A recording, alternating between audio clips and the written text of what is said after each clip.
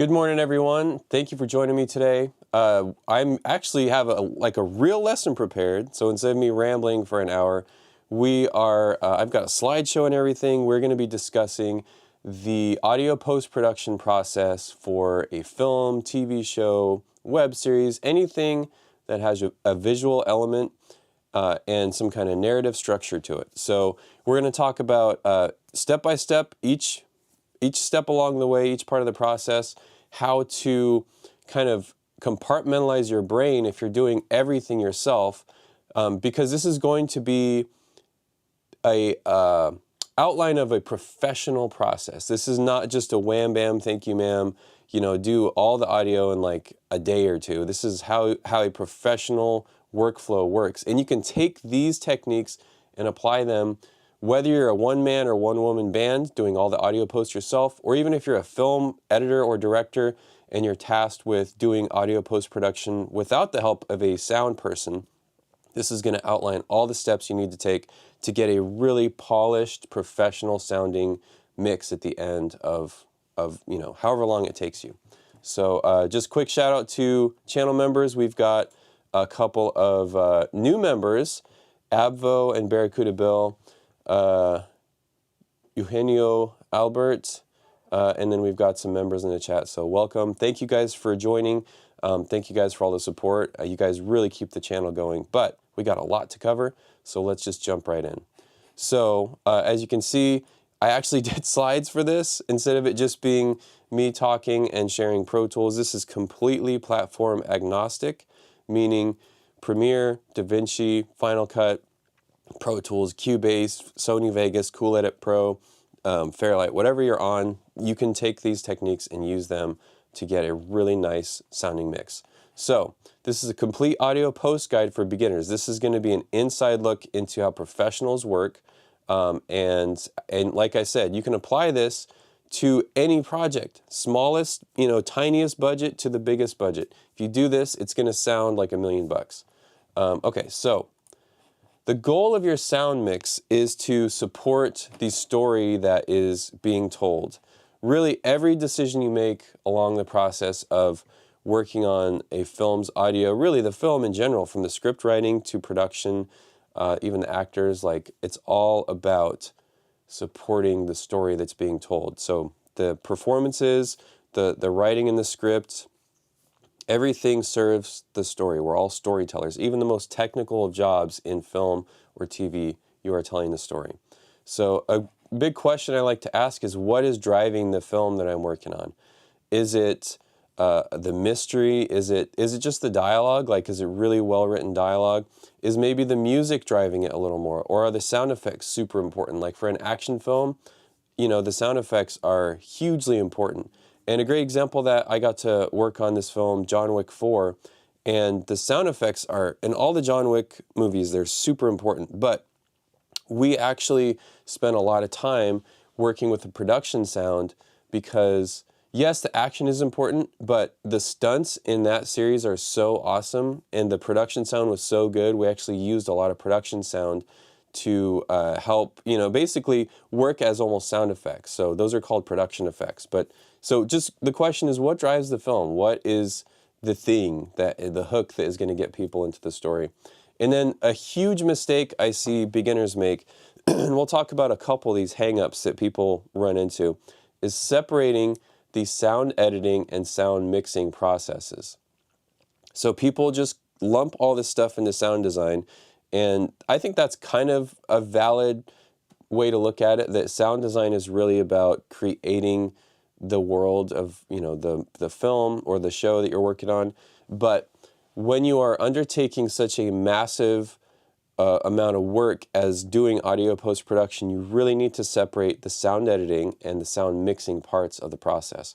And the reason for that is, if you just try to do everything all at the same time, you're not going to give each step of the process its due attention, and the end result is going to be a lower quality of that. So even if you are having to do audio post on something all by yourself, you're one person doing the audio post on this project, you really need to pretend that you're like 10 different people.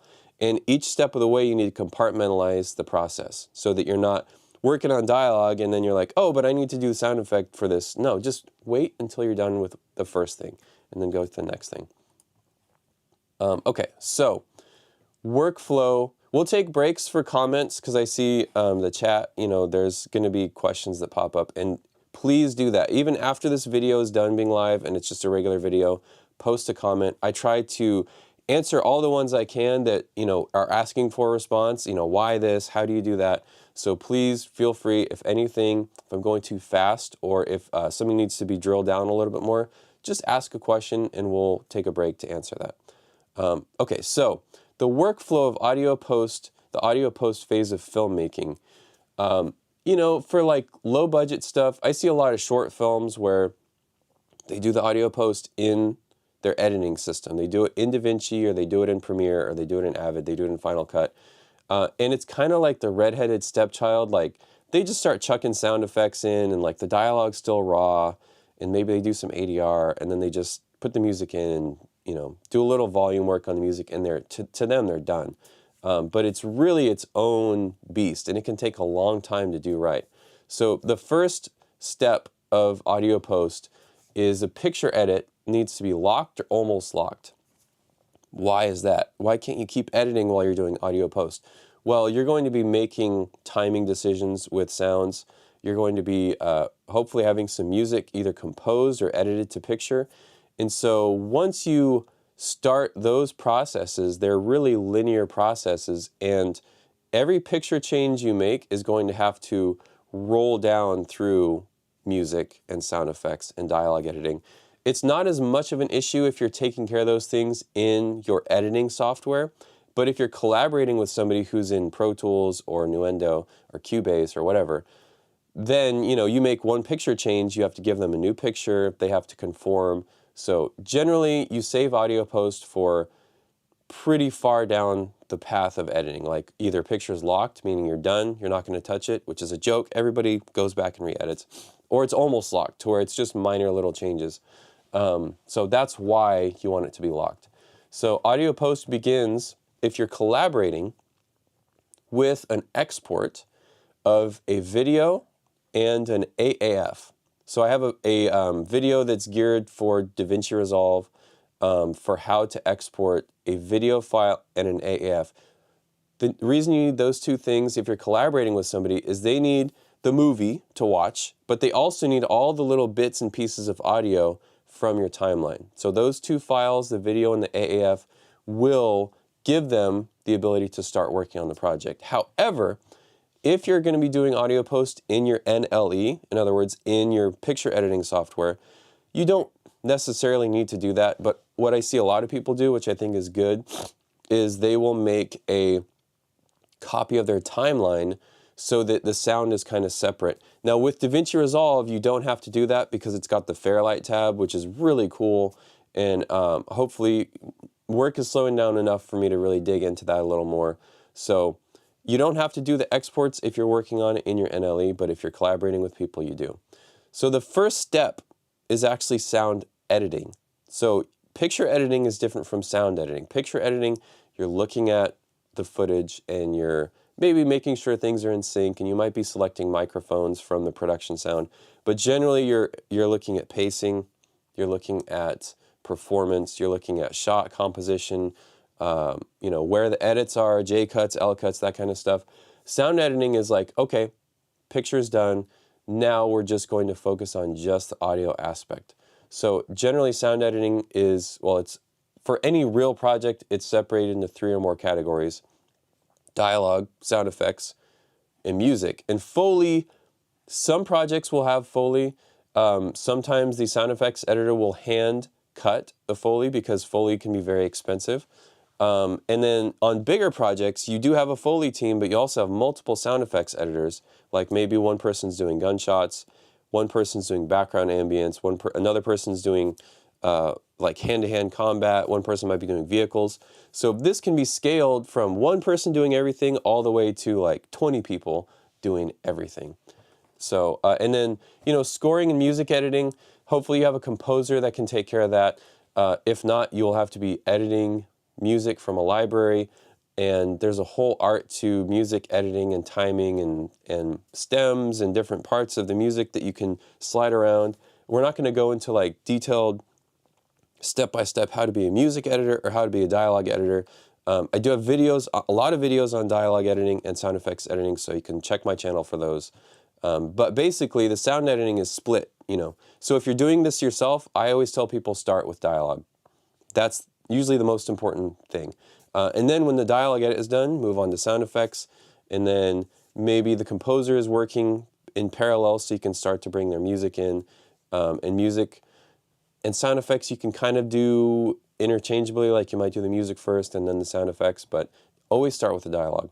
So if the audio post team is external to the production, a spotting session is crucial. A spotting session is where you sit down as a group and you watch the movie and you talk about the sound. So where stuff needs to be, what kind of sound the director is looking for. So if you are the director, you'll want to sit down with your audio post team and do that. The other side is if you're the audio post team, make sure you do the spotting session in Pro Tools or whatever DAW, so you can drop markers. You can also do tracks with regions and labels, or just a notepad. Like the college rule notepad and a pencil is another great thing. But if you're working as a collaborator with the director, you taking notes and listening to their during the spotting session, listening to their input is going to just get that relationship off to a really good start. Okay. So let's see what my next slide is. Okay, after this slide, I'll take some questions because we got quite a few. Okay, so here's a visual representation of the time flow: picture edit, then sound edit, then sound mix, then delivery, and then QC and distribution. So this is where your project or the director's project goes out into the world and everybody gets to watch it. So sound editing and music can start while you're editing if you have the budget for it, meaning if you're paying collaborators and you have a lot of picture changes while they're working, it's going to be overages and you're going to have to pay them, or just be okay with them going slow. So the sound edit is after the project turns over. You just want to stop picture editing. And I know it's really hard. You just can bring up the session or the project and re-edit scenes, but it just throws a wrench into the works. So after the sound editing and music has been approved and turned in, the mix starts. A lot of the times the sound mixer, the re-recording mixer is a different person than the sound editors. So that's a really nice workflow, but if you're doing everything, just know you can't mix till the edit's done. You can't mix till the sound editing is completed. After the mix is finished, final audio is turned back over to production, usually WAV files, broadcast WAV files. They are brought into their timeline and masters are created, which is like the final video that's color corrected and the final audio that's been mixed. So then on real projects, we call them real projects, the audio and video is sent out to be QC'd, quality controlled. These nerds will just sit there and watch it and flag a bunch of stuff, and then you have to fix what they flag unless the director or producer wants to fight to not fix them. And then finally, after QC has been approved, it goes out into the world and you get to watch it. So yeah, that is a kind of overview. So questions, we'll stop here for questions real quick. I guess I can go back here. So what do you normally request for clip handle sizes in your AAFs? This is Riley Geringer. Great question. 10 seconds is kind of where I start, so it's 240 frames at 24 FPS. 10 seconds will get you room tone and little, some alts in the dialogue, and that's usually kind of where I start. Master Nelson's been a member for a long time, always has good questions. Would it be a good idea to pre-mix dialogue after the dialogue edit while the sound effects edit is happening? If you are in charge of the dialogue edit and mix, which I've seen a lot of indie stuff, the re-recording mixer will be the dialogue editor or the sound effects editor, that one or the other. Definitely mix your own tracks. Nothing wrong with pre-dubbing the dialogue while you're waiting for sound effects and music. The dialogue can kind of be pre-dubbed in a vacuum, so that is a good idea. Key says, I've seen many of your past videos throughout the process. I never saw you do general track volume mixing before clip volume. Is track volume mixing part of your process? Yes, so track volume is part of the pre-dub or the mix, and clip volume is what I do during the editing phase. And then we have another channel member, Luis Villarraza. So thank you for joining, Luis. So yeah, good questions. I'd say keep them coming. So this is the overview of the timeline. This whole process, starting from picture edit to QC, can take a year or two on a feature. It can be as short as like maybe 3 to 5 months on a feature film. Or if it's like a super micro budget feature, like you're going to spend 10 grand on it altogether, maybe it'll take you a month. So on a short film, this can be very short. On TV show, this is super short. Usually sound edit, you get about 5 to 6 days. Sound mix, you get 2 to 3 days. So this can stretch out or compress based on the budget and how much time. Okay. So Greg, I will get your question. Actually, that's a dialogue editing question. So we'll try to cover. Let's do this. So any questions you guys have, obviously if you're watching the replay of the live, you can just drop them whenever. But if we're doing live, just keep it to the section. So we're going to talk about dialogue editing next. So try to keep your comments and questions to dialogue editing. We're going to go through every single facet of this, condensed to like an hour and a half or so. But so anyways, dialogue editing. How is dialogue editing related to your goal of supporting the story? Well, I tried to find a meme GIF for this because kids like memes, and you guys are probably under 60 years old. So hearing what the characters are saying is super important. It's probably the most important thing about dialogue editing. You're going for clarity, inflection, intent, emotion, story. There's some story points that need to be relayed with dialogue, but you need to be able to hear every syllable of the characters, what they're saying. You also want to keep things natural. You don't want to over-process the dialogue so that it sounds like an AI has just had a field day with it. So I like my dialogue to sound rich, full, raw, and real. Those are like the qualities I look for. So every decision you'll see goes back to the goal of supporting the story. For every step, dialogue, sound effects, mixing, everything. Okay, so we talked a little bit about an AAF, which is the Avid Audio Interchange Format, I think, or something like that. Anyways, it's your picture editor's timeline, just the audio part of it. So you will, a lot of the times on low budget stuff, start with that.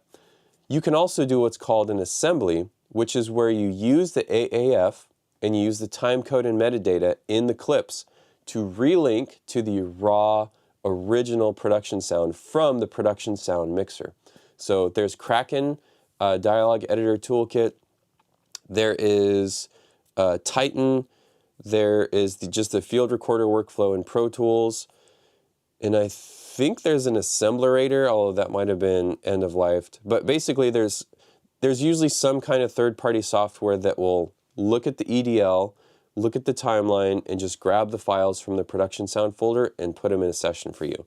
So that is pretty advanced, and generally on indie stuff, they don't have the time or budget for that. So that's why the 10-second handles on the AAF is good. If they have all the mics in there, you can just start with that. However, if the AAF only has a mono mix or a stereo mix, and there are multi-channel production wave files, you will have to do an assembly. So just know that that's part of the deal with dialogue editing. Dialogue editing tends, for me, to be a reductive process, meaning I'm taking out mics that don't need to be in there, I'm taking out noises that shouldn't be in there, and I'm also removing the tonal shifts that happen because of things like camera setups sounding different. A close-up might sound different from a wide shot. So you want to clear all those nasties out and just have a nice, clean, seamless track for the whole scene. A 2-minute scene, you should go from front to back and hear no bumps, no ticks, unless they're good ticks, which are like lip smacks that are part of the performance. But you also don't want to hear room tone shifts between cuts. So that usually involves long fades in and out, and either finding or generating production fill. So there's some software and tools that will generate production fill or room tone or ambience, whatever you want to. That's kind of the old-fashioned way. There's also Undertone by Audio Kids, so you can check all those out. on your own time. It's very easy to overdo processing when you're dialogue editing. And the number one thing I see beginners do is they're buying Waves Clarity, they're buying Acon Digital Dialogue, whatever it's called. They're using every plugin known to man and woman on the earth to just nuke the dialogue from orbit and just glass it. Like the dialogue is just devoid of any movement, any life, any room tone. It sounds like a compressed MP3 because they've just hammered it with dialogue. In DaVinci, it's super easy to do that because they have the, gosh, help me out, what's it called? It's like the dialogue voice something or other. Premiere has its own Adobe Enhance thing that just makes everything robotic. So all these tools are presented to you on a platter saying, here, use this tool. But the thing is, it's super easy to overuse it. So just be very careful. The rule I like to use with dialogue editing, actually with all sound editing and most sound mixing, is that I don't want to hear the work. I want to hear just the story and the actors and the things that are going on and off screen. I don't want to hear the processing at all. So as soon as you can hear any processing, take it back a notch. Okay, and then you also, as a dialogue editor, you are cueing ADR. These are lines that need to be replaced or added for story purpose or technical reasons, like there's a noise you can't take out. Sometimes performance too. Sometimes directors will say, you know, he was sick that day or he wasn't really feeling it, so let's bring him in to ADR that line. And then you can also fix a lot of those problems with alts. Alts are alternate takes that you find in the production sound, which you should try to get from the editor. If you're the picture editor, you have it all.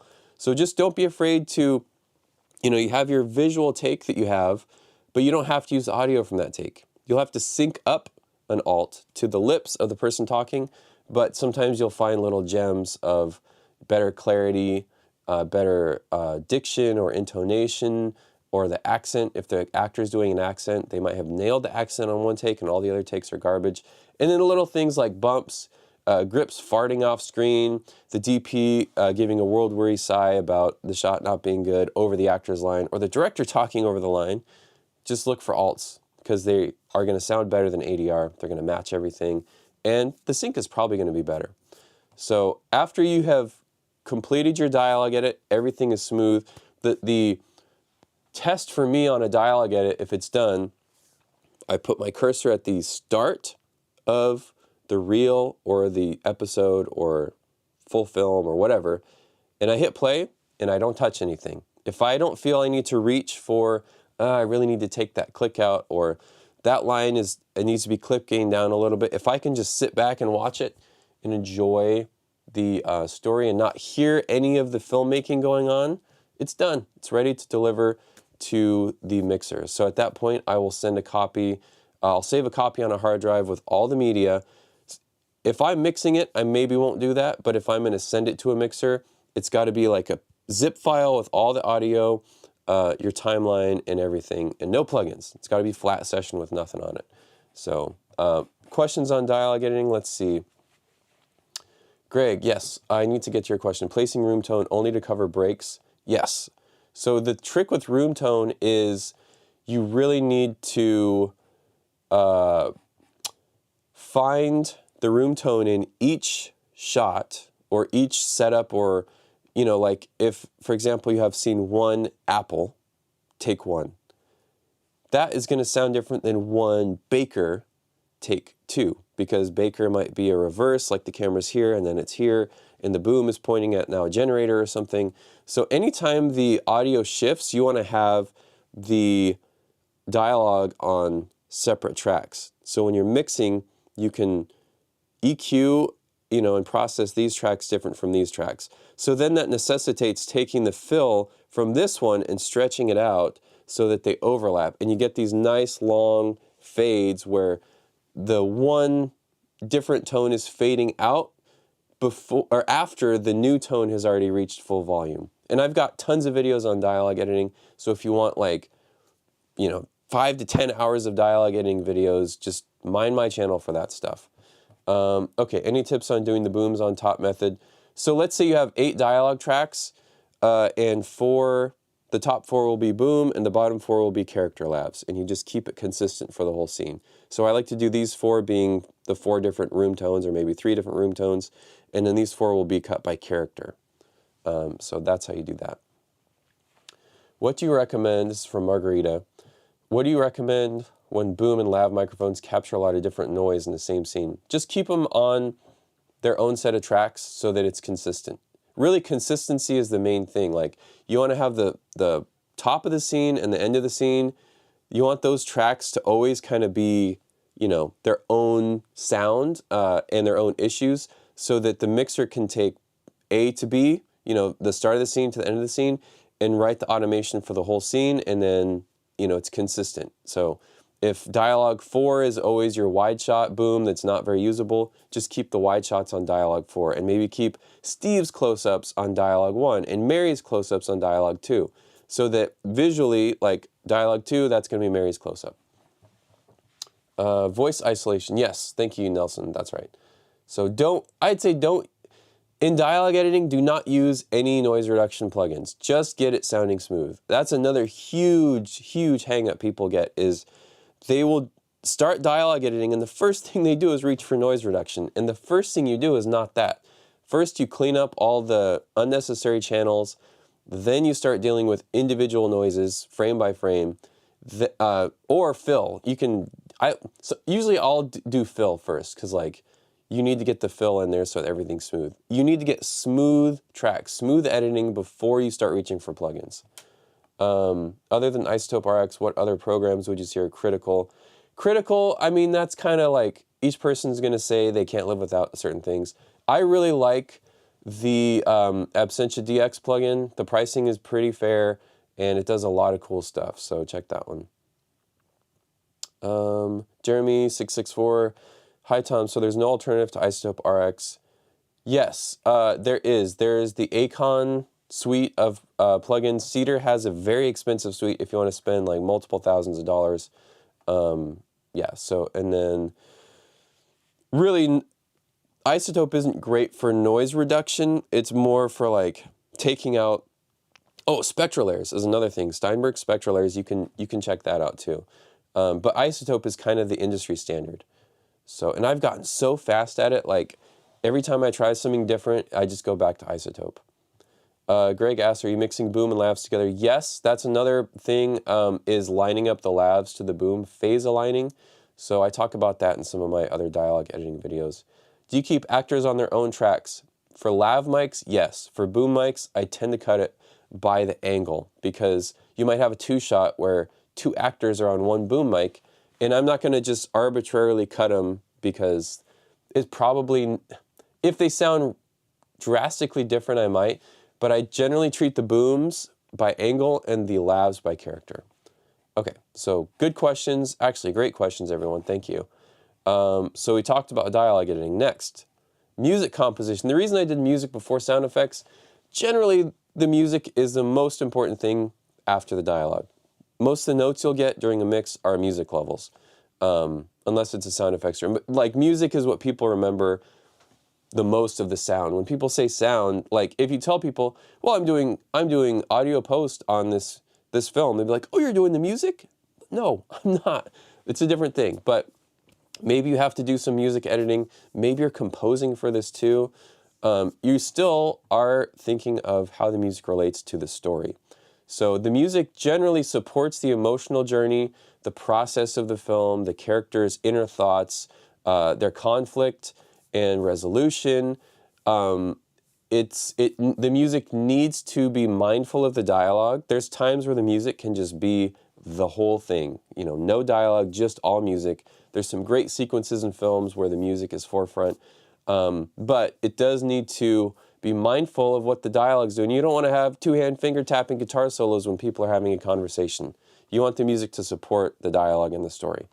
So there's some like orchestration things with that. Like if there's a heavy dialogue conversation and you have melodies and counter melodies and you have very ear-bending harmonic things, it's going to be impossible to track the dialogue because you're listening to Beethoven in the background. So the music, I find that the best scores really treat the dialogue as the lead instrument, and they are accompanying the dialogue. They're in the background, it's doing its thing, but it's not just, ham-fistedly like, listen to this music. And something you'll find, I've run into this too, composers who end up mixing the film, that music is banging. It's cranked up, you can't hear anything else. So just try to keep in mind, you need to support the story. So there's also source music or needle drops. These are tracks that are just grabbed from a library or a band that the director knows, and it's in a bar and it needs to sound like it's coming from a source, a speaker in the room. So those are generally handled by like a music supervisor, although sometimes the composer will compose those tracks, which is really cool. Big thing with indie stuff, even not indie stuff, even big budget stuff, is the overuse of music in film. The cliche of the 90-minute indie feature film is that the film is 90 minutes and there's 89 minutes of music. It's just plastered through. It's to cover up bad acting, cover up bad directing. If you are involved with the creation of the music, or you are the director, you're the picture editor, and you are tasked with placing or cueing music, please don't just plaster the music through the whole thing. Give things space. Let the actors do their thing. Let the sound effects build the world a little bit. That way, when the music does come in, it really has an impact on people's viewing experience. If you have music through the whole thing, documentaries are especially guilty of this. It's interviews and it's just wall-to-wall music. People get tired of that. It's fatiguing to sit there and listen to music for that long. So just let people watch the film, let things develop, and then when you need people to feel a certain thing, or you want to tip your hand a little bit, or you want to go inside the head of a character, bring the music in, and it's going to be more powerful. Like, there is a great example of a movie with almost no music, No Country for Old Men. One of the, probably the best sounding movie, my favorite movie for sound, has almost no music. When it does come in for like 5 minutes, it really hits. The music is so subtle and it creeps in. And if you haven't seen it, I won't spoil the scene, but you're going like 60 minutes, 70 minutes with no music, and all of a sudden you hear it and it's like, whoa, that is really powerful. So just don't overuse the music in the film.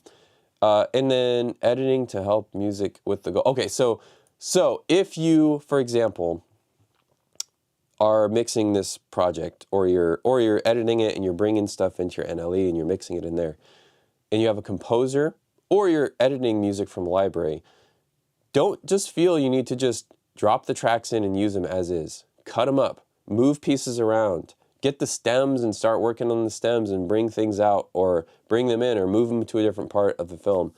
Really, you need to treat the music kind of like you would picture editing, where you're helping pacing. Things might not perfectly line up on the frame, and those little 1 to 2 to 3 frame adjustments can make a huge impact on people. So don't be afraid to dig into the music and really, take an axe to it if you have to. So, and then delivery of music for the mix. If you're composing or you have a composer, always try to get stems. Maybe like 5 or 6 stems. You can get a lot of stems. I've mixed movies where I didn't get stems, I got tracks. One documentary, I had like 70 music tracks because they gave me everything, like kick, snare, hi-hat, overheads, guitar 1, guitar 2, vocals, keyboards 1, keyboards 2. Like, it was like I was basically mixing an album at that point. But at the very minimum, you need to have like the melody part of the music separate from the accompaniment, because the melody is what's going to pull people's ear when there's dialogue, and the re-recording mixer would really appreciate having the ability to just bring the melody down 6 dB versus bringing the whole music stem, like the whole track down 6 dB. And also splitting things out tonality-wise, bass, mids, highs. You can also do food groups, or groups of instruments like strings, brass, high synth, low synth, bass guitar. Guitars are another thing in scores, in modern scores, that eat up a lot of bandwidth. So having the guitars split off can be really helpful. It also helps in 5.1 because then you can pan the stems around the room. So any music questions? Let's see. Okay, DK Keys says, just listening to the experience here is pure gold. There's no one out there that shares film audio. Well, thank you for that. I appreciate that. We have another channel member. I'll have to look and see how many members we got on this video. It's pretty intense. Zakar Bulatov, so thank you for that. So recap, please someone in chat as to not interrupt the stream. Order of operations when sound editing. You can rewind the stream and check it out. So dialogue first, then music, then sound effects, Foley, and then mix. Maddie says, what is your philosophy behind wanting to share all your knowledge? I could do a totally separate video on that. But basically, I benefited from an apprenticeship with an awesome mixer who shared all kinds of knowledge with me, and that got me started in my career. And I realized with people being remote and like just the breakdown of that social interaction, apprenticeships aren't really happening. So I thought, I'll just do a YouTube channel that's basically an audio apprenticeship. Okay. So what do you think of Nuendo for post? I've played around with it a little bit. It seems fine. It's really popular in Europe.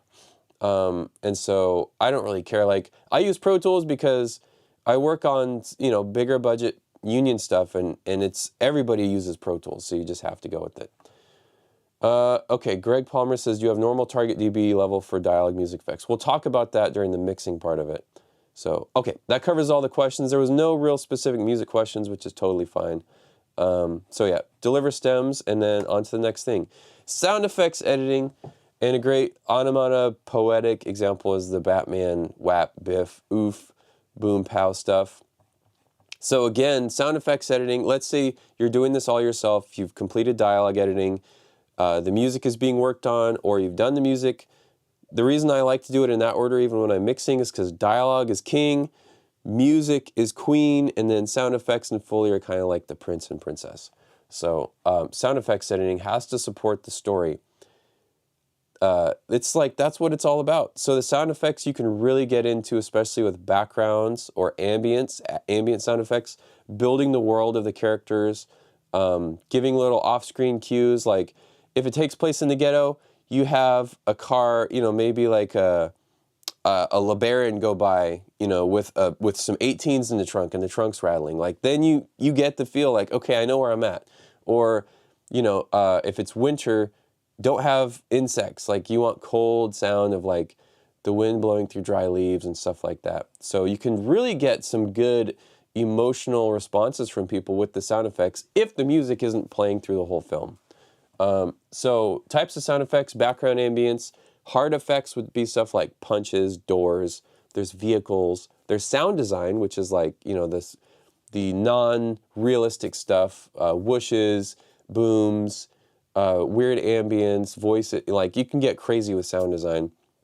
And then you have the stylized versus realistic. You know, like some projects really don't need realistic sound effects. Animation is a good example. Anime is a great example of that. The sound effects in an anime project are going to be different from the ones in a indie drama that takes place in an apartment. So make sure your library supports whatever project you're going for, and also don't be afraid to spend money on a sound effects library, adding sounds to it. Some software you would need for sound effects editing, really it's the sound effects library management software. I usually recommend people get Soundly because it comes with its online library. It's super solid. The team that develops it seems to be great sense of humor if you check out their marketing videos, and they just continually update stuff. You could also go with Audio Finder or SoundMiner. SoundQ is another one, and I think there's probably others too. But software, you don't need a ton of software. Basic, sound processing plugins. Pitch shifting would be a good one to look at. And then Krotos has some sound design software. They're kind of on my shit list right now because I bought a new computer and I use their stuff. I use Weaponizer, I use Dehumanizer, I use Reformer Pro, and they just don't work that great. Like they're crashing and they're not loading stuff right. So I would maybe pull my recommendation and say just focus on, your library and save your money for your sound effects library because you need a lot of sounds to do this. Oops, too far. So equipment needs, you know, basic DAW, speakers, that kind of stuff. Maybe a microphone. Microphones are great. If you just have like, you know, microphone, you can, yeah, you guys can see that. Record yourself, record different things with. That really helps. When you don't have something in your library, just record it. Fastest way to get it done. And then layering and layout. So with sound effects editing, for an action film, you might end up with 200 to 300 tracks. And so having things separated logically for the mixer, really think about it like a director. What's a director going to ask for? Are they going to ask for the punches to be louder or quieter? Probably, yeah. Like, so keep the punches on their own set of tracks. Or the car, like the vehicles need to be on their own set of tracks. And that can change based on the scene. You might have a car chase where you need 100 tracks for it. So you've got the good guy car on the top 10 and the bad guy car on the bottom, or the next 10, and then car buys that just kind of whip by them would be on a separate set of tracks. So just think logically about what's going to need to be adjusted with volume, EQ, panning, or, you know, the director's notes during the mix, and just split the sound effects based on that. And then the next scene might not have any cars and it might be all weapons. You can use those same tracks on the next scene, but have like hero guns, villain guns, bullet hits. So just try to compartmentalize the sound effects. What you don't want to have is like sound effects 1 through 10 and have all your sound effects on those 10 tracks just like smushed together, because how is the mixer going to mix that? They're going to have to go clip by clip, and you want them to be able to group with VCAs and adjust things, you know, kind of globally. So just try to be consistent and logical about your layout. Layering, big thing I see with kind of beginner sound designers is too much layering. They don't have the right sounds in their library. So for a punch, you'll end up with 20 tracks for one punch because they're just adding. Generally, that is the opposite of what you want to do. You want to have the least amount of layers possible so that each sound can cut through and speak. So, you know, if you have, if it takes 10 sounds to make one sound for you, check with the mixer. Maybe think about bussing those down to like 2 or 3 layers using bussing, and do an export of punches where it's like, you know, you have the impact, you have the bone crunch, you have the whoosh, you have the cloth. 4 layers, generally you're good. Same thing with guns. You don't need to be layering 10 gunshots for one trigger pull. You're going to need the body of the gun, you're going to need the click of the mechanism, you're going to need a tail, like with a stereo, you know, reverb tail. And then you might need a thumper, which is a low. I usually use 808 kicks for that, actually, just short little bup. And that's it. That's 4 or 5 layers. And then layout we talked about, layering we talked about, backgrounds I like to put on the bottom. And then delivery of sound effects for the mix. Again, you're just exporting your session, and hopefully the director has reviewed it, because having to cut sound effects while the mix is happening is a terrible waste of time. So get those sound effects reviewed by the stakeholders, the, you know, director, producer, picture editor, and make sure it's all approved so there's no surprises when the mix happens. Okay, questions. We got some questions here. Really good questions. Let's go back up.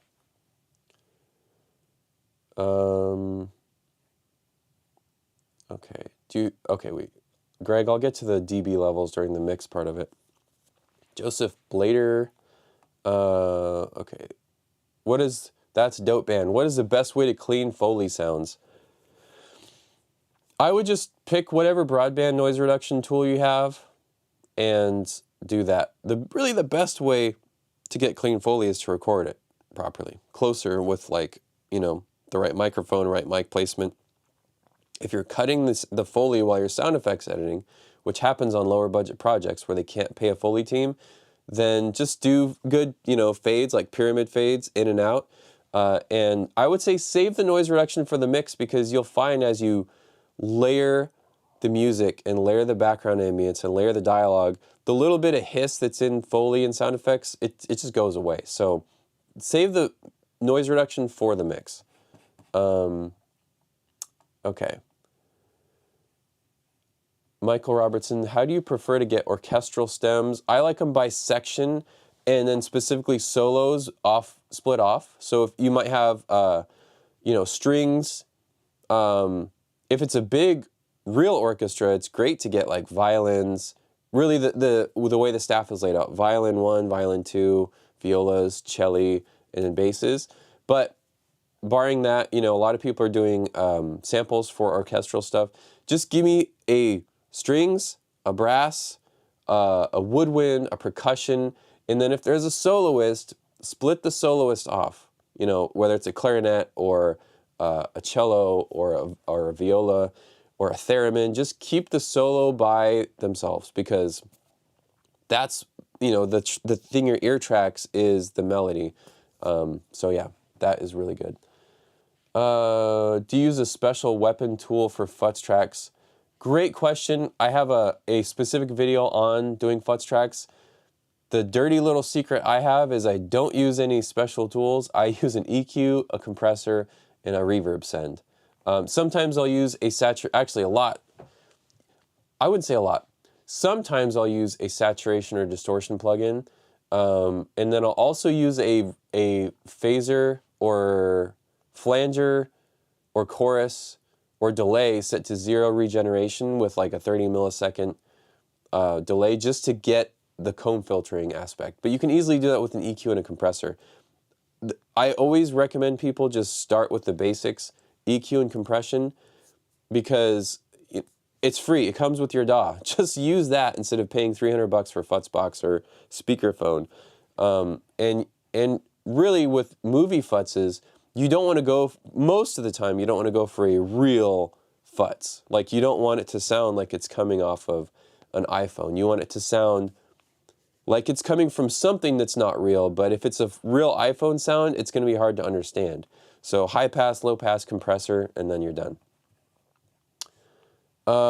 Ethan says, same here, Igniter still isn't compatible. It's been forever, no official update. Yeah, I think they've just stopped supporting it. So shame on you, Krotos, for that. With sound effects, do you prepare your vision of the sound effects only?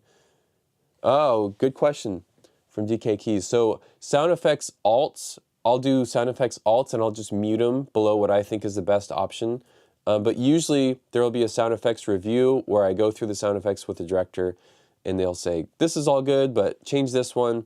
So that's where I will, you know, make changes. And by the time my sound effects go to the mix, they should be like approved. Like everybody's happy with them.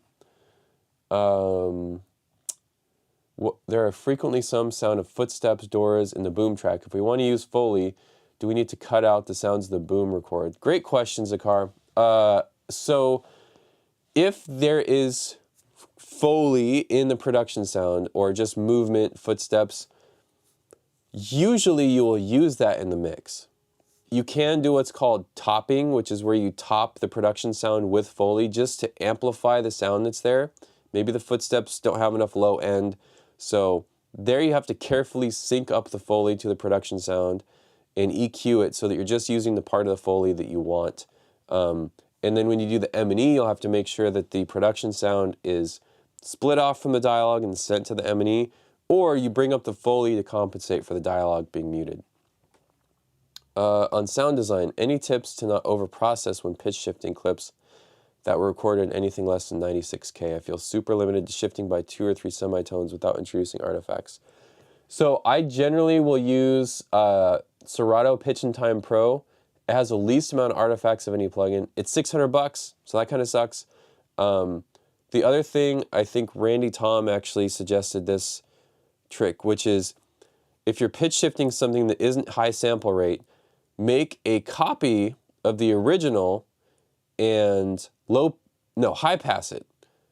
So cut all the frequencies below like 5K and mix the two together. So you have your pitch shifted sample, which removes some of the high end, but then you have just the high end from the original. And as long as it's not too tonal, it'll add some crispness back to it. Okay. Could you talk about reverbs in the mix part? Yep, we'll talk about that. What goes to sound effects tracks and what goes to Foley tracks? This is from Luis. So sound effects tracks, if you are editing the Foley, meaning there's no Foley artist, no Foley recordist. The sound effects editor is cutting footsteps, cloth, props, all that stuff. Just have some Foley tracks, footsteps, props, and cloth, and just keep them all Foley. You know, all the Foley you're adding, that's going to be the best way to go. So sound effects, Foley is generally footsteps and props and cloth. Those are like the three things. Foley will often cover what sound effects are covering just to give options. So gore, some weapons movement, or weapons impacts. That's why back in one of the slides where I talked about a spotting session, the supervising sound editor will parse out who's doing what. And so the director might say, hey, I know you guys, you know, have all kinds of punch sound effects, but I want the fights to sound real, so let's have the Foley team cover the fights. And sound effects doesn't have to. Generally that doesn't work, and you have to go back and then add a bunch of punches with sound effects. But just during the spotting session, decide who's going to do what. You know, if there's a Foley team, they're going to take care of footsteps and props. And also the sound designer, sound effects editor might say, you know what, I've got really good sounds for this. So Foley team, don't cover, like, you know, the keys jingling in this one moment. Ethan Myers just joined as a channel member, so thanks for that. Paul Cruz says, listen to Tom, kids. You guys are like, yeah, you're like sound kids. It's great. Okay, so next section. Foley, we're already talking about it. So relation to goal, Foley really helps support the story. A good Foley artist will do different performances for different characters based on their emotion. It's really cool to see. Tara Bloom is one of the best Foley artists I've ever worked with. And like, if you can watch a Foley artist do their thing, it's just super worth it. So another role of Foley is to cover sounds that are in dialogue, you know, that maybe can't be separated, so that the M&E is fully filled. So when the, you know, English film gets dubbed in Spanish and the dialogue stem gets muted, those footsteps are represented in the dubs, so that all the viewers across the world can have the same experience. It also really helps with ADR. So we differentiated Foley from sound effects already a little bit. Foley tends to be limited to footsteps and props. So stuff the actors are interacting with, stuff they're wearing, stuff they're doing. Foley will also cover things like doorknob jiggles and I'm trying to think what else they cover that, like, and fight stuff. They'll usually do passes on fights. Usually the sound effects work a little better, but sometimes the Foley, like for a realistic sounding thing like Fight Club, you know, you're going to want real sounding punches that are just like, you know, that instead of big Indiana Jones where it's like breaking every bone in their face. Budgetary constraints with Foley. On indie films, Foley's the first to get the axe. Foley is very expensive. It can cost anywhere from $5,000 to $12,000 to do a feature. And so when you're quoting or you're budgeting, it's usually the first thing to go. It makes more work for the sound effects editor or the dialogue editor. Sometimes the dialogue editor is tasked with pulling production effects and building basically Foley stem from the production sound. Equipment needs for recording Foley. I really suggest a large diaphragm condenser, not a shotgun mic. For years, people used the Sennheiser 416 and MKH60 and Neumann KMR and Sheps, but like large diaphragm condensers just, I found they tend to blend a little better in the mix. You'll need, obviously, a DAW to record, a preamp, and a lot of stuff. A lot of shoes, a lot of props. That's another reason why Foley gets kind of like tossed out, because you literally need like a house worth of stuff to record Foley. And Foley artists are very protective of the props they use. They'll have props they use for years that just have a certain sound, becomes part of their signature. So Foley's very specialized. It's one of the things I recommend hiring out if you're doing stuff yourself. You can really do everything yourself and then just hire the Foley out to somebody, and it's gonna be way better. So there's some outsourced Foley companies, Foley First, Post Red, Hass Sound.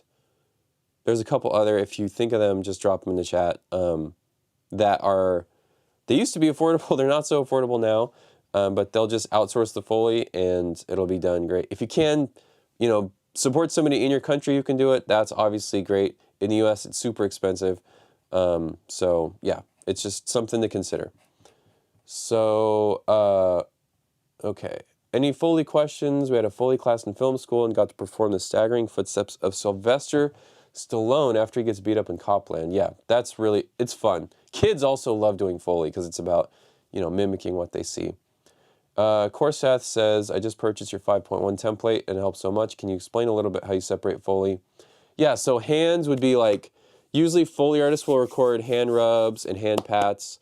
So those go on their own tracks because they usually get dipped quite a bit. Movement would be like gear movement for like an army. I'm trying to think if I have an army backpack here.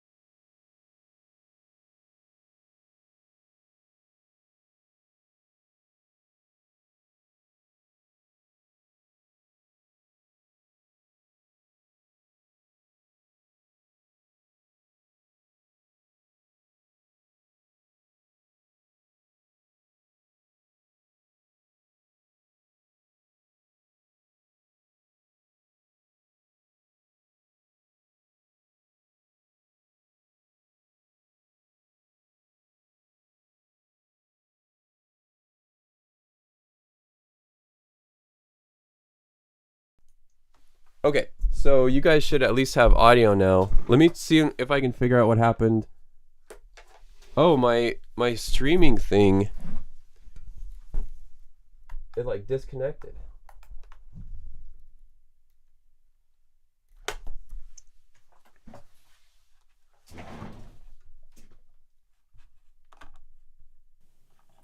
Okay, give me one second here. Sorry this happened. Okay, now we've got DJI mic on. And let's see. Okay, let me add this. Oh, it's back. Okay. Yeah, sorry about that. My I got an Elgato capture card and it's been not great, to be honest. I don't know it'll just disconnect sometimes, so I'm really sorry about that. If it happens again, though, I got some backup plans. So, okay. So, sorry about that. Okay. So it's time to mix, almost. So before you mix, you got to get some stuff sorted out. So the first thing is different platforms will have different specs. So get a spec sheet, figure out what loudness level, peak, and program your mix needs to be. If it's theatrical, there's going to be no specs. If the filmmakers don't know, then, you know, that's another thing. Like, they don't know where it's going to go. Maybe they hope it's going to go to theaters, or they hope it's going to get on Amazon Prime or Pluto TV or whatever. Then the best thing I suggest is just mix it to -24 LUFS for loudness and -2 peak. That'll cover most of your bases. Netflix has its own dialogue spec. YouTube will have to be louder. So just figure out where it's going to go, and that'll guide you on what level you need to mix to. So the other thing is stereo versus multi-channel. Is a stereo mix, is it just going on online? Or do they only have the budget for a stereo mix? It's really not that much more expensive to do a multi-channel mix. But there's different flavors of multi-channel. There's 5.1, there's 7.1, there's Dolby Atmos. So figure out what format the film is going to be delivered in. Another thing is room calibration. you can sound edit in an untreated room and generally fly under the radar, but you cannot mix in an uncalibrated room. So I've worked out of bedrooms, office spaces that I converted, full dub stages, small studios, big studios, all kinds of different places. The most important thing is to have your room calibrated. Use Room EQ Wizard, use a calibration mic, and treat that room to get it sounding good. It doesn't matter what monitors you have. If the room is not calibrated, your mix is going to be terrible. Or at the very least, it's not going to be as good as it could be. So calibrate your room, calibrate the level, the EQ response, and the decay time, the reverb of the room to sound flat and have the right decay time and the volume to be at the right volume for the size of the space. And then it's important for your ears to be trained. Like, you need to be able to hear 300 versus 500 hertz. And your hearing needs to be pretty good. So the ear training comes with time, and I'd say don't stress too much about it, but it's something people really struggle with. So just try to train yourself, through experience, being able to hear different frequencies, either the deficiency of the frequency, meaning it's scooped and you need to correct it with EQ to bring it up, or the other thing is that it's a resonant frequency that you need to bring flat. So that is really important. So dialogue mixing. Gosh, this is a long stream. I'm sorry, guys. Relation to the goal, obviously, clarity, performance, all that needs to be dealt with. Just like editing, it's a reductive process. You're generally cutting frequencies. Might be too bright or too muddy, or there's a resonance at 500 and you need to duck down. You do boost some frequencies and you boost volume, but you're generally trying to cut out the yucky stuff.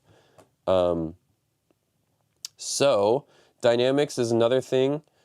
Compression, you can do manual compression with a fader, which is kind of the way I like to do it, or you can use very light compression on dialogue. You generally don't slam dialogue because it's got noise in it, and if you compress something that's noisy, it brings the noise floor up. So very careful use of dynamics, very careful use of de-essing to reduce sibilance, and then noise reduction is a big thing. The general rule with all these is I don't want to hear the work. So check your noise reduction. If it's too much noise reduction, you're going to start to hear artifacts, you're going to hear stuff pumping in and out, and you don't want that. So keep it very subtle, like 3 dB to 5 dB of noise reduction is generally what you want to go for. Your goal in dialogue mixing isn't to make the dialogue sound like it's in a vacuum and be completely clean. It's to support the story. So do you need to take all the noise out to support the story? No, you don't.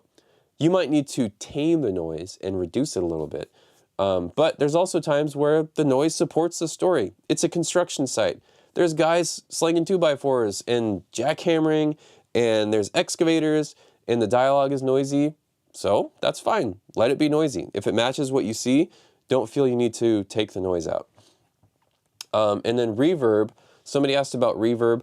I use reverb in dialogue mixing very, very subtly and very specifically. If I need to match a line or somebody's in a big space for a wide shot, I'll let the reverb bloom, and then after that there's no more reverb. There's probably already reverb in the dialogue. So I'm not just adding reverb because, well, I'm a mixer and I need to do mixer stuff. I'm adding reverb to help support the story. So generally with reverb, the shorter reverb times, more early reflections will sound better in a film mix than long, nice, 480 tails that are all modulated. Like, you just want early reflections and you want a short reverb time. Like half to 1 second is usually enough. Why do I have Foley for the mix? Whatever. I should have changed this. Sorry about that. And then you do volume, the volume supporting the goal, making sure every word is clear and heard. For the Netflix spec, you do have a dialogue spec to hit, but if I'm not mixing to that, the main thing with dialogue is I want to be able to hear every word, and a great way to check that is most monitor controllers have a dim setting. After you do a dialogue pre-dub pass or dialogue mix pass, hit the dim button on your monitor controller and make sure you can still hear everything. Okay, there's some questions for dialogue. How do you unify the reels when you're working on a long film? Maybe a little outside of the scope for this, but basically, Jimmy, what you do is, there's two ways to do it. You can do a pull-up, which is where you record the reel, and then you copy and paste it to the end or beginning of the next reel, and you do a little 2-frame crossfade so that there's a zero crossing where the reel break happens. That's old school.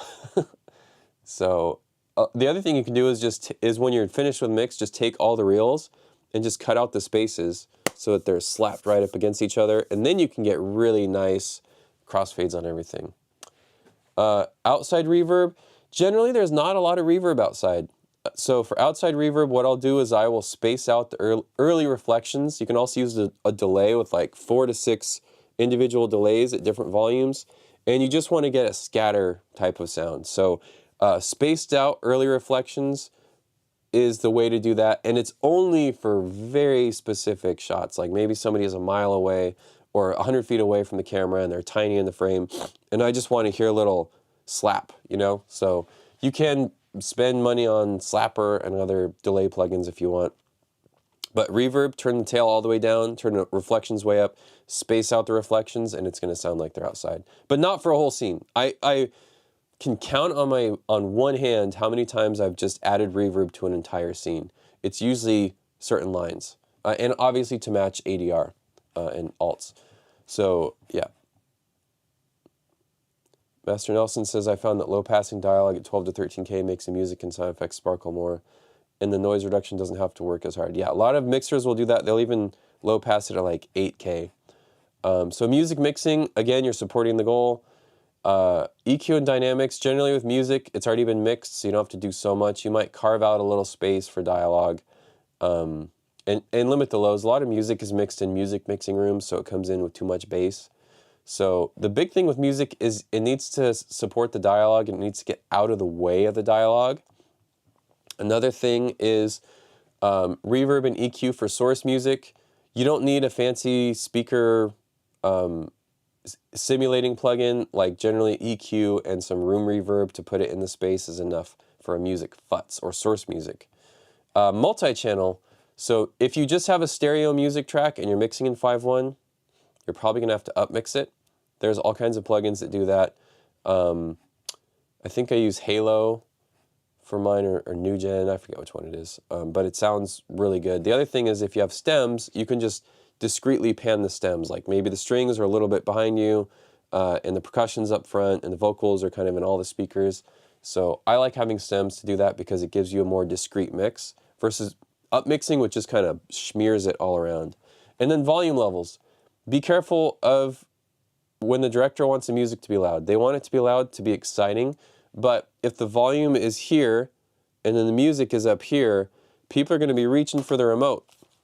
You don't want this to come out when people are watching your project. You don't want them mixing your work because, you know, the levels are too dynamic. So just be mindful of your dynamics, and make sure that you are not being too aggressive with them. Like short little pop, you know, like a sting or something that just kind of hits and then drops is fine. But sustained passages of like -13 LUFS is just it's too much for people. They're going to be covering their ears or turning the volume down.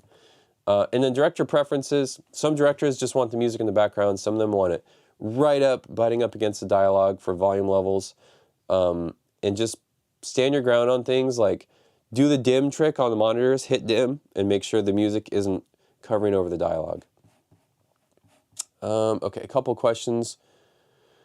Small tangent question number 1. At what point in your career did you find the confidence to go it alone, remote for projects? So I mean, I've been freelancing since I started, so I've worked at facilities, and I've obviously, you know, collaborated with like bigger studios and everything, but I've always gone back to freelance indie stuff, just because it's flexible. But I moved away from LA in 2014. So I've been doing full-time remote audio post-production. This will be my 11th year doing it. And I'm able to support my family with it. My wife doesn't have to work. So I bought a house and built the studio, and, you know, things have been really good, and I thank God for that. So, and then number 2, how did you keep your connections, bring the work with the move? Basically, just keep in touch with people and do great work, and you'll go pretty far. An automated subtle slapback delay works very well as an outside reverb. Yes. Yeah, that's great. That's really good. What's the role of delay in sound effects mixing? I'll use delay for like trippy drug stuff or like, you know, in people's head stuff. And that's really pretty much it. Yeah. So it looks like there's no music questions. So we'll move on. Sound effects and Foley mixing. All these have the same thing. They have to support the goal. Sound effects and Foley mixing also tends to be a reductive process. So it's kind of about turning stuff down and removing layers. EQ, generally sound effects come in without too much EQ needed. Obviously low pass if it's on the other side of a wall or to highlight certain frequencies. But if the sounds are good, you won't need to EQ too much. But Foley, you'll need to EQ a little bit more. And you'll need to use some dynamics on Foley. Foley tends to be pretty spiky, so you generally have to do some transient shaping on it. And then reverb. Reverb on Foley will help it live in the same space as the dialogue, but just listen to the dialogue and make sure you're matching and you're not doing too much reverb on the Foley. The kind of caveat to that is footsteps. Because of the way boom mics pick up footsteps on set, you will generally have to add a little more reverb to footsteps to make them sound like the production, because the boom is up here when people are talking, so the feet are further away. Interaction with dialogue and music. Usually the sound effects fight the music a little bit, so just keep in mind that you can shape the music to support the sound effects, and you can do the same thing with the sound effects. You know, maybe the sound effects you just need the mids so that the music can keep playing through. And then timing of sound effects with the music is also something, hopefully that was dealt with during the editing phase. Usage and multi-channel. Sound effects and Foley you can pan wonderfully around the soundstage. Background ambience is another great example of that.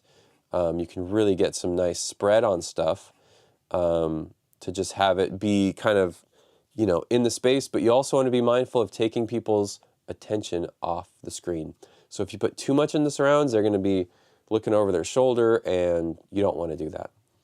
Volume levels. Sound effects can tend to increase the volume level of your mix, so just be mindful of that sustained loudness, like a punch or an impact that's just like, it's there and it goes away. Let that be loud, you know, not so loud that it breaks things, but peaks are great, a great way to get loudness and impact, but sustained passages of loud stuff like jet engines, crowd noise that's really loud, cars that are really loud. Like, try to find spots to bring it up with your fader and then duck it back down so that it kind of moves in and out of stuff. And then director preferences. Some of them will want really loud sound effects. Some of them will want so loud sound effects that it's like bordering on unhealthy levels. And I've had to deal with that where it's like, hey, this is 100 decibels and it's too loud and we're going to have to turn it down. Otherwise, I'm going to be mixing this with hearing protection, and they don't like to see that. Okay, any questions on sound effects? Okay, we did that. What's the role of multi-band compression in sound effects mixing? I don't generally use multi-band compression for sound effects mixing. I'll automate my EQs to do that. But you can. I mean, I'm not opposed to that. If you had a stem, for example, of the car engine, and it was a race scene with dialogue, you might key the multi-band compressor to duck at, you know, the mid-range when people are talking. So you could do that. Most common workflow for sound editors. So we're talking about mixing right now, but for sound editors, let them work in stereo. It's totally fine. If they want to work in 5.1, awesome, but it's not required. Santiago says, I'm starting post-production for films and your tutorials help me a lot. Do you have any advice to get work? Really tough to get work. I'd say try to find local people first. You can also use sites like Upwork and Fiverr, but it's kind of a race to the bottom on those, and you're not going to be able to pay your bills really. So just try to build connections. Go ahead and work for cheap while you're starting out. People will be paying you to learn, and then when your skills are good enough to demand a higher rate, crank your rates up and, you know, start getting paid a fair wage. Sakar says, what do you think about Altiverb 7? I used to use Altiverb on every mix, and I just use basic reverbs now, like Revibe. I also have FabFilter Pro R2, so I've kind of stepped away from Altiverb. What's your method for having sharp transient Foley material tuck into the overall mix without losing the presence? A great trick for that, and I'll share the secret with you, is Audio Suite processing the Foley with Isotope RX D-Click, very subtle settings obviously, or a transient shaper like Bittersweet, just to get the transients down. Generally, I find that works better than using a compressor. Okay, so that's sound effects and Foley mixing. All right, so you have your dialogue pre-dubbed, your sound effects, Foley, music pre-dubbed. The general workflow I like to do is I mix the dialogue first, then I mix the music with the dialogue, then I mix the sound effects with the music and the dialogue, and last I'll do the Foley and backgrounds with everything else. And by that point, the movie's sounding like a movie, and it's time for the director to come in. And if you're doing this yourself, you should do the same steps. Don't shortchange any step of this process.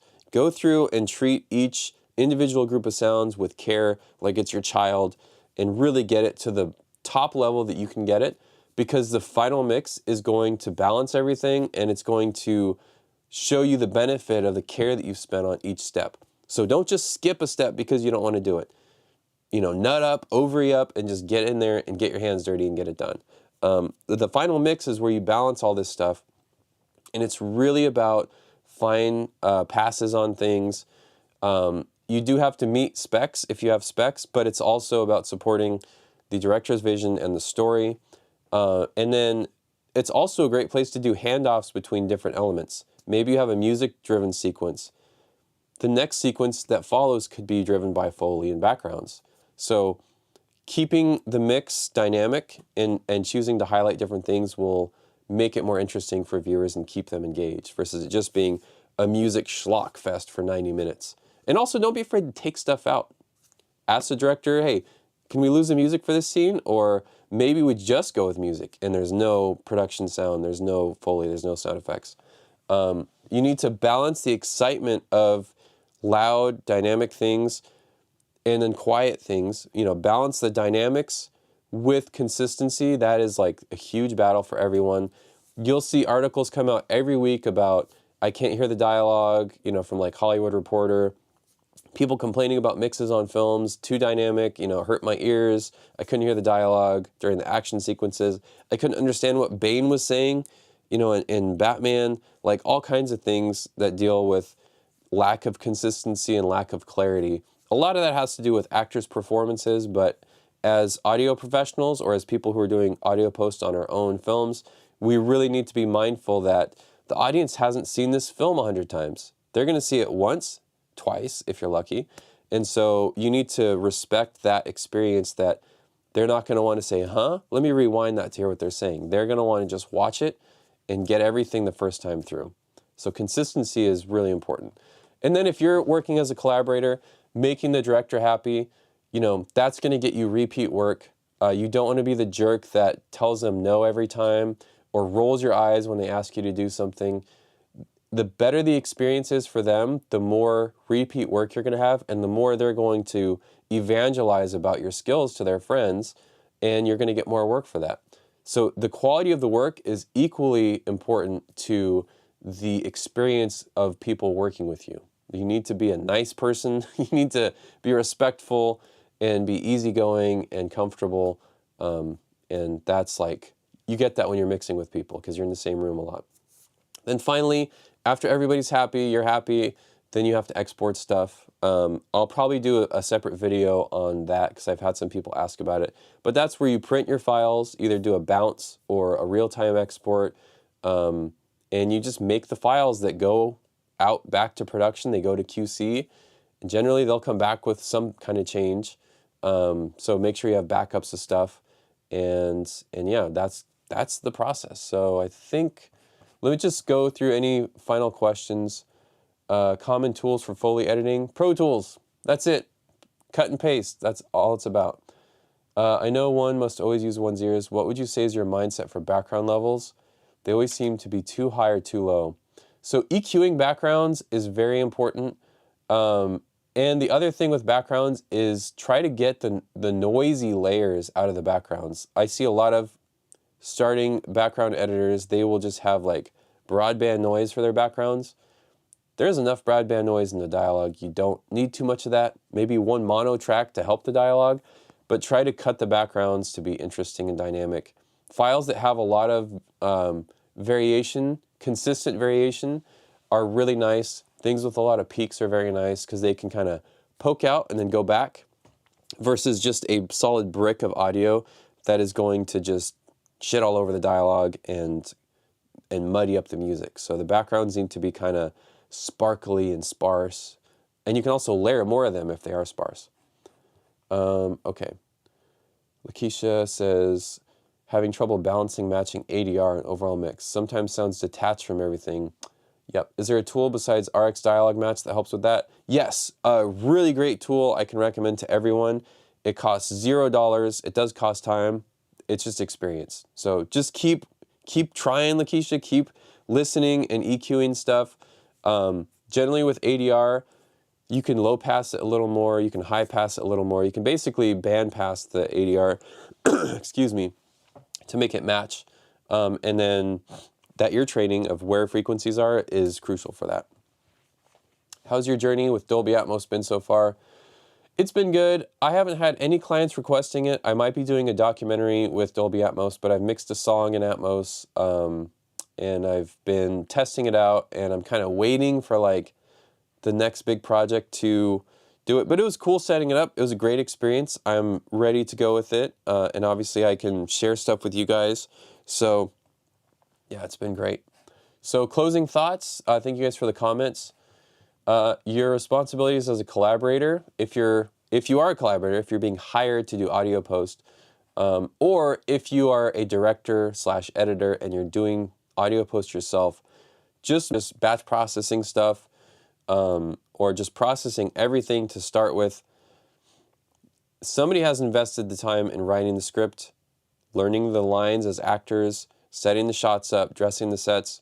You need to take the same care in audio post. So just put the time in to do a really good job and try not to shortchange any step of the process. A lot of the content you'll find on my channel is based on not how to do robotic and not be able to think critically for at least a couple, 5-10 years. So if you position yourself as somebody who is focused on quality and care and really like top-notch work, your work is going to be protected from the automatic processes that exist in DaVinci and that, are being developed right now. So just be an artist instead of a technician when you work. And then make sure you take notes and try to improve on each project. Improve your work, try to improve your rate if you can, and be humble and take notes from people. It can feel like you're Rocky getting beat up in the boxing ring, but each one of those punches is giving you a stronger chin. You're going to be able to take more notes the next one and take them to heart. Don't just write it off as like, well, they don't know what they're talking about. My sound effects are great. My dialogue editing is superb. How can they say that it doesn't sound right? No, think about why they're saying that. There's a reason for it. And just try to apply those changes to your next project so that every time you do something, you grow. And I think that's it. I actually did a slideshow for you guys. I'm really proud of myself. So thank you guys so much for joining me. I know it was a long stream, almost 90 minutes. This might be one of the longest ones I've ever done. But, it's a lot to talk about. So thank you guys for your patience. And if you know anybody who is starting out in audio post-production, share this video with them after it posts as a replay, because I feel like, it's a pretty good outline of the process so people can start to understand, why does it take so long, or why does it cost so much, or why is it so hard? There's a lot of steps that go into it. And I think knowing those steps, even if you're not doing audio post-production, it just gives you a better appreciation for the process. So final thank you to everybody, especially all the channel members. You guys killed it in the chat today. Thank you guys so much. If you're interested in joining as a member, just click join channel. We've got a members only Discord where this type of discussion happens every day. And then the other thing is, if you want to get started with Pro Tools and audio post, I should have a link to my website, which has all kinds of mixing templates, isotope module chains, all that stuff. The memberships and the website kind of help me invest time in this because I am a working professional. I'm not a YouTuber. So it just keeps me on the hook for doing this kind of content. And as always, if you guys have ideas for videos or options you want me to explore on a stream or video, just drop a comment and I'll do my best to get to them. So you guys have a good rest of your week, and I'll see you next time.